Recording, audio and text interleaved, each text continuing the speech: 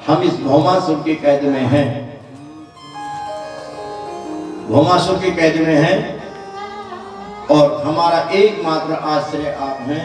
एक बार आपके दर्शन हो जाएं, भले उसके बाद हमारे प्राण चले जाएं।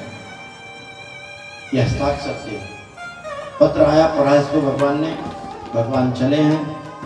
भौमासुर नाम का एक असुर, उसके पूर्व उसके नगर का जो रक्षक था उसका नाम था मुर।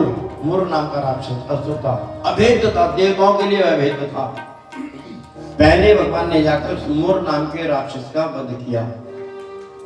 तो यहाँ भगवान का एक नाम पड़ा मुरारी। मुरारी।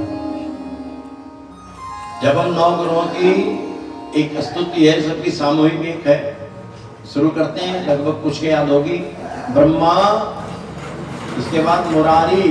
ब्रह्मा विष्णु की नहीं है, कृष्ण की नहीं है, वहां भगवान के मुरारी रूप की है। वहां ब्रह्मा मुरारी त्रिपुरांतकारी।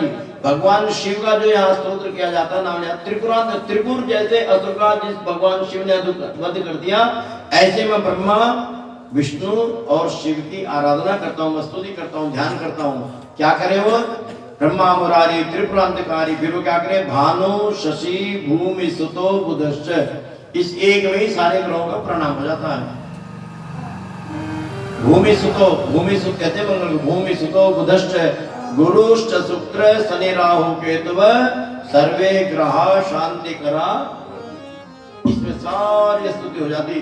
बहुत जल्दी भी आपको हो ना, बहुत जल्दी हो तो आप कितना भी कर लोगे तो 9 ग्रहों की पूजा ब्रह्मा विष्णु और शिव की भी होगी।